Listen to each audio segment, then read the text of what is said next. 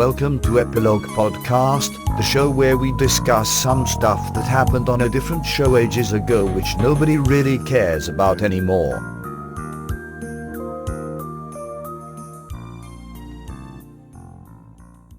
Hi, I'm Portponky. And I'm LeBloc. Today, we're discussing Deep Space Nine, Season 7, Episode 8, The Siege of AR-558. Cisco and chums try to defend a besieged outpost at great cost to life and limb. Yep, it's a very funny comedy scene. Lots of laughs to be had. That was pretty grim for Nog. But is it? We know he's going to get a prosthetic limb and be fine.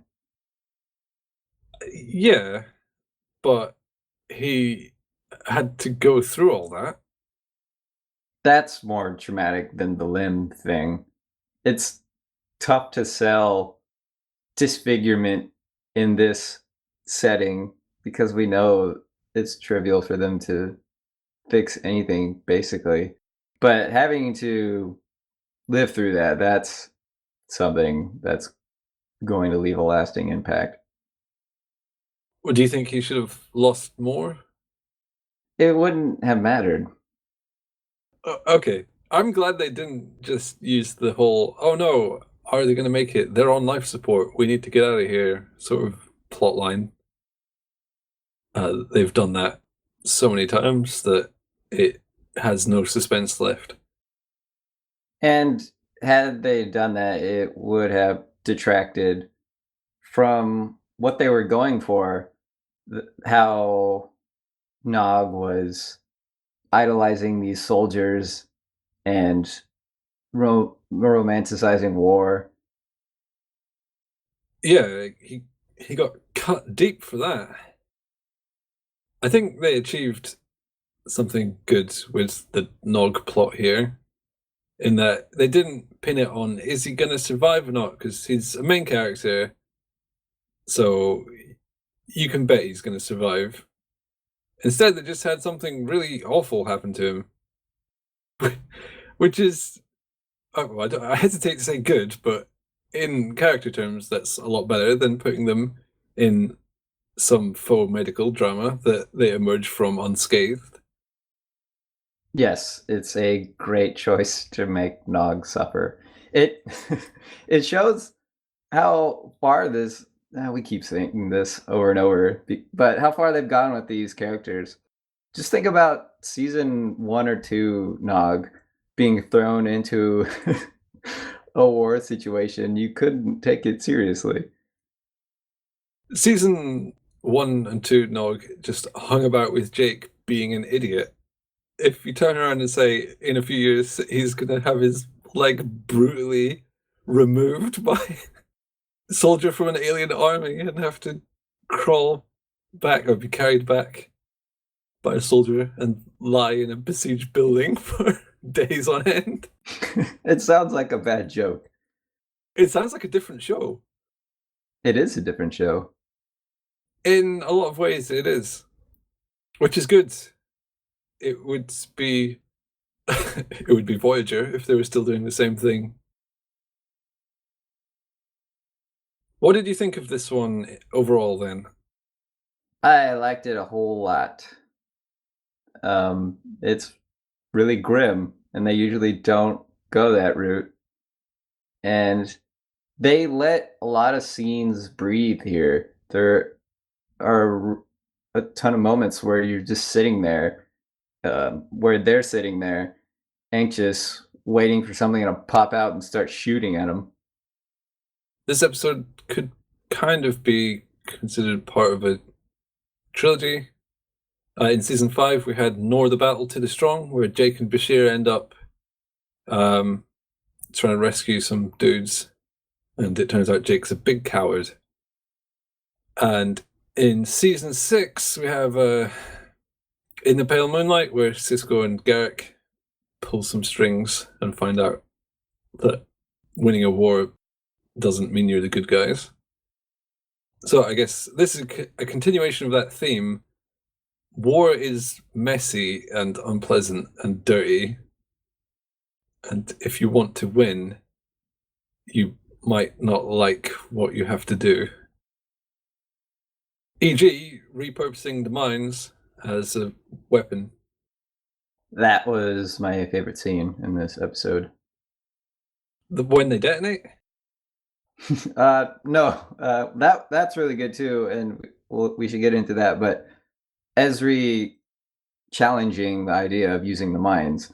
If you use the same tactics that your opponents do, and you're claiming that they're monsters and they're evil people, well, what does that make you? But then if you don't do this, what happens? You lose. So it's not easy. I was surprised they even brought that up. And then it wasn't just, oh, let's repurpose these mines. We're so smart and we're going to win, and then leave it at that. That it was actually brought up. I enjoyed. In some sense, I wasn't so impressed by that. First of all, it's a bit frustrating that Ezri had to be the one to bring it up. Why? I don't know, it's just she's the sensitive character. It seems a bit of a cliche that she would bring it up, almost. But I don't know, that's not too much of a issue for me, but the main thing is they've actually used mines quite a lot in this show, so they don't have as severe an impact as they do in the real world. They mind the wormhole, the Klingons mind the Cardassian border, and they all think, oh, it's just mines, good fun. So when they're repurposing the mines here, it seems a bit it doesn't seem that bad, because they never say, oh, no, we definitely shouldn't use mines. They're absolutely are wrong to use. They're indiscriminate killers and not in good faith of war, or whatever you call it. That's a good point. There are plenty of mines in this series, and we never heard objections before. Why now? If they were treated like mines are nowadays, and someone from a developed nation suggested repurposing landmines for use against the enemy, the outrage would not just be one person saying, come on, that's a bit bad, isn't it? The outrage would be quite extreme. Or I'd like to think so anyway. I would have liked to see Ezri shouting at Sisko, and Sisko shouting at Ezri. That is a shouty match. She will lose. Oh, but that would be great if she made more of a fuss. It wasn't just, hey, you guys, maybe this isn't so great. I think she would lose it, but I think it would be a argument worth losing. Hey, are you sure we want to just casually slip into war crimes? And Sisko would say, yes, because I don't want to die. It would be a good argument to see unfold. We know she would lose, but it's something that she should stand up for regardless. And I don't know if it should be Ezri. Nog seems like the kind of person who would object to.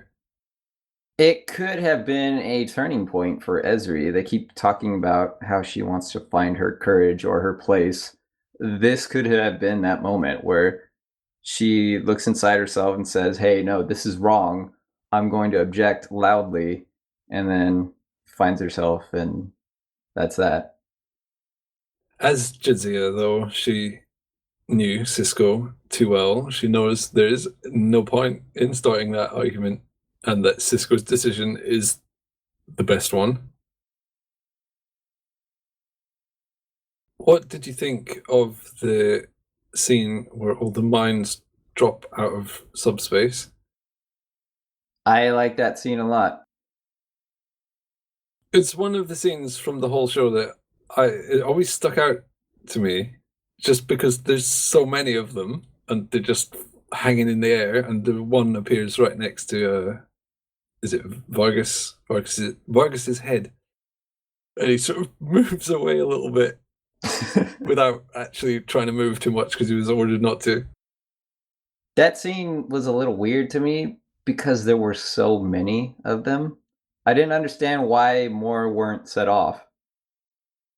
Oh, they said because they dip in and out of subspace, and you can walk past the same place 100 times. Oh, okay, so I just don't pay well enough attention. Well, it's okay. They're talking about invisible floating bombs that hide in another dimension. It's okay to slightly miss the rules. It's not like you can intuit them. They're essentially magic. Magic minds, got it. I think it's cool that there was so many. It's a cool visual, but because I missed that rule, it confused me. The visual is one that has stuck with me ever since I first saw Deep Space Nine. I always remember that scene. It's cool. I'm glad they did it to see that crowd of minds everywhere. You realize how lethal the situation is. They've talked about casualties and numbers of people lost, but then to see all these minds, visuals are striking. Danger is always a lot more apparent when you can easily imagine or visualize it. So the bombs seemed kind of like a pest, and you think the characters, oh, come on, try not to walk around so much. But then when you see them all there, it's like, oh god, you guys have been walking through these. That's another thing. It's one of those situations where you don't realize how bad it is until the details are brought up. Like, you know how dirty a doorknob is, but then you see a slide of a swab taken from the doorknob and you see all these germs everywhere and you realize that's disgusting. I never want to touch a doorknob again. That's why I always open doorknobs with my feet. Good plan. Oh, my mouth. I was about to say that, damn it. We had a line about paradise, which has been a recurring theme throughout the show. We did? I don't remember. Welcome to paradise, Captain. Okay. It seemed a bit odd because the previous mentions of the word paradise, for example, it's easy to be a saint in paradise, have all referred to the Federation and its ideals, which I guess this is an extension of. That kind of muddles the idea, this new use of paradise. It may not have been intentional, but it does make sense. If the Federation is paradise, then here they are. This is part of the Federation. This So hellhole. every outpost of Federation, by extension, is paradise. That's what they have to do to maintain the paradise that they want to live in. Okay, fine, it works. Yeah, I don't know if it does. Changing my mind now. It does. You were right and now wrong. Okay. I'm okay with being wrong. The Jem'Hadar are the worst soldiers ever. Why are they the worst soldiers ever? They just run in. They don't even run, they just walk in, Yeah. getting mowed down by the dozen. Remember, these guys can go invisible. But they can't shoot while invisible because they never. I'm guessing because they never do it. They also don't often get shot when invisible. Well, that's not true, actually. Cisco has shot tons of them when they're invisible. But why are they just walking in there? Their invisible juice ran out. The Ketracel White doesn't run out. They go crazy.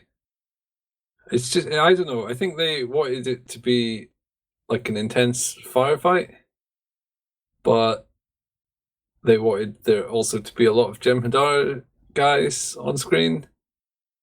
They can't coordinate if they're invisible. Yes, but they don't get shot. Slightly discoordinated is not as bad as half your troops getting shot to death. But the cost of life is nil because they're all made. But it's not nil because they want to win. They only have limited troops there. It's bad use of resources. I don't know what they were thinking. They were thinking, this will make a sweet firefight. This will look really cool. And then Maybe they have a little Klingon in their blood. There's no honor in staying invisible. okay, but they still, when they get to the base, they start running around and shooting like crazy. Yeah. They just, I don't know. Saying that, the action scenes, especially at the end, were pretty well done. Especially for Star Trek, they were tense and chaotic. Having Sisko get knocked out and then come to after the battle was pretty cool. It's a good choice because you always expect him standing tall on the top of a mountain of dead Jem'Hadar.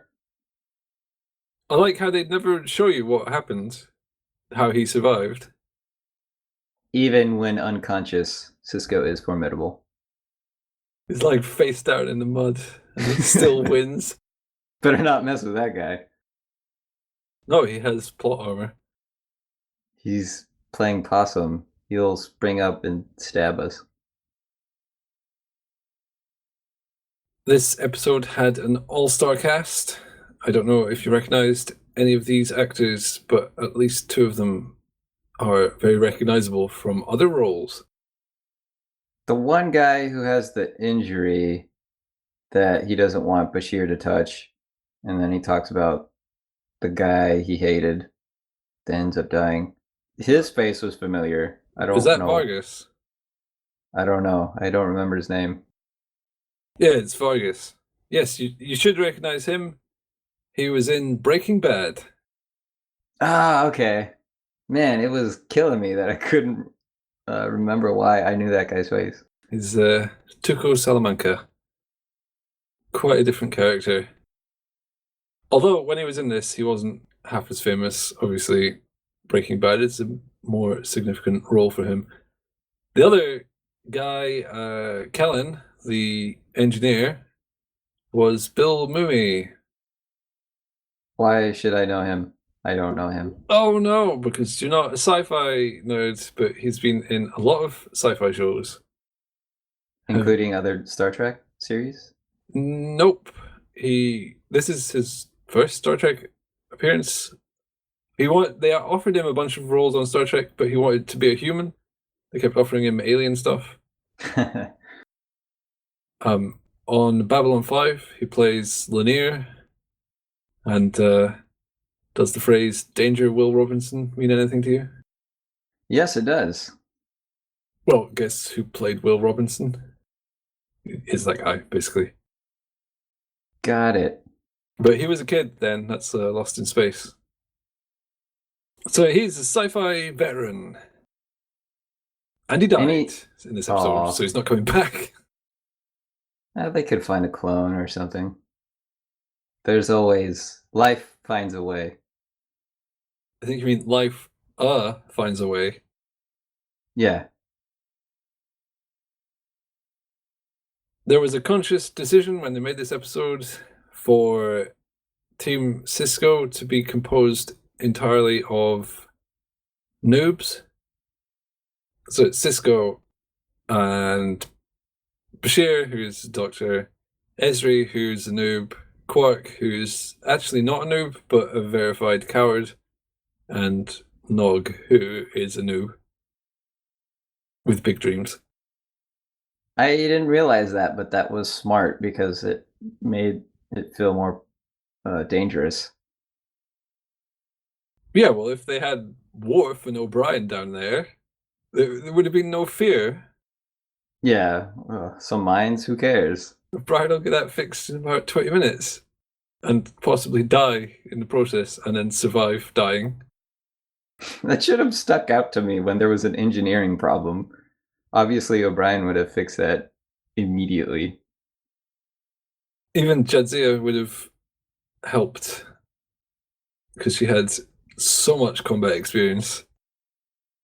Quark's presence there was kind of contrived, but I was glad he was there. He provided that outsider perspective. He's not in love with the Federation, and he can cast doubt on their motives and their actions. That's where this decision to have only noobs kind of is a little weak. When you're watching the episode, you can tell, oh, okay, they've wedged Quark in here because he'll be good later on.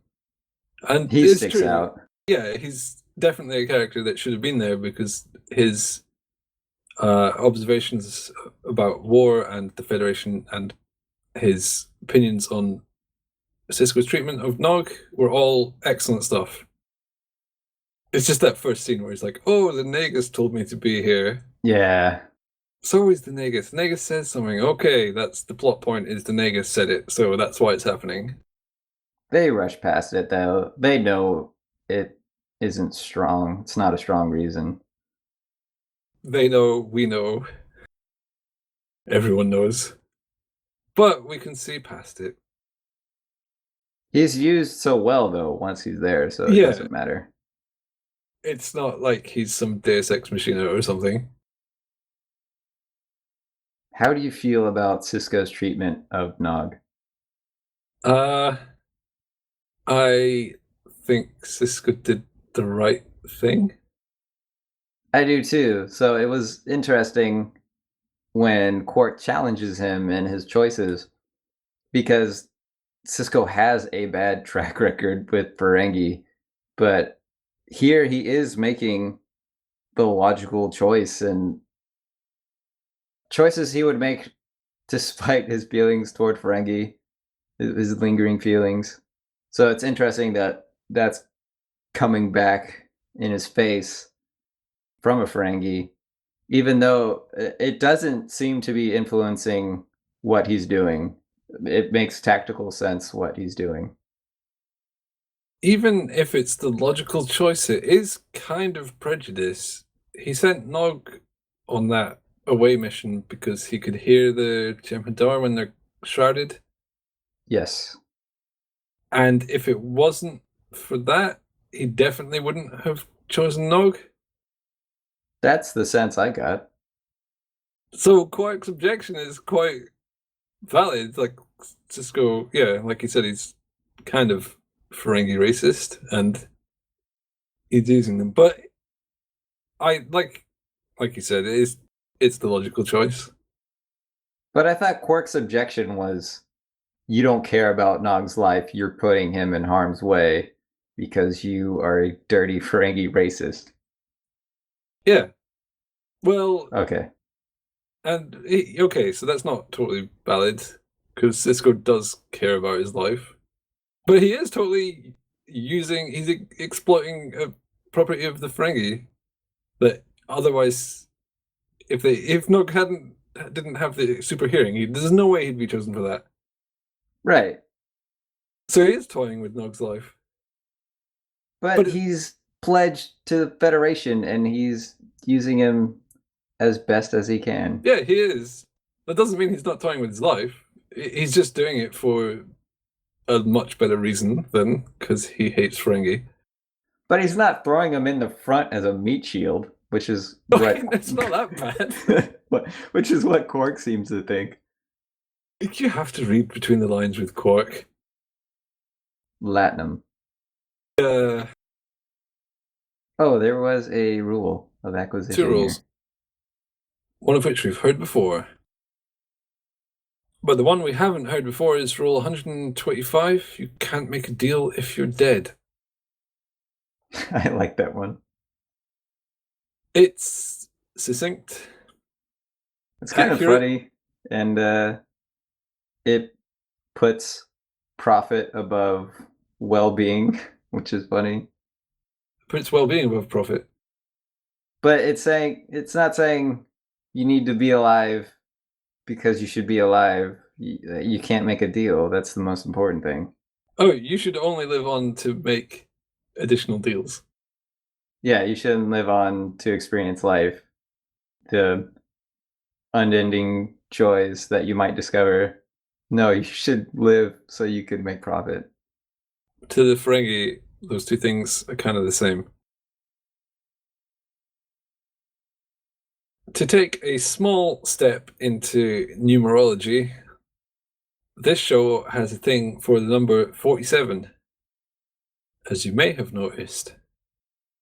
I didn't notice it in this episode. Did 47 people die or 47 left? The latter. It has one of the most obtuse 47 references. Almost every episode has the number 47 hidden somewhere.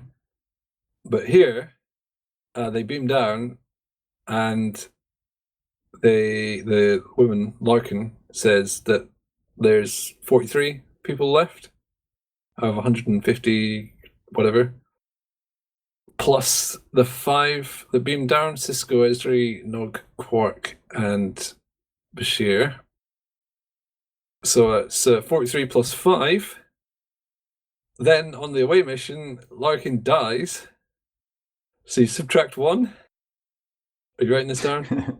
Yeah, got it. So before the final battle, Carry they the had 2. 47 people left.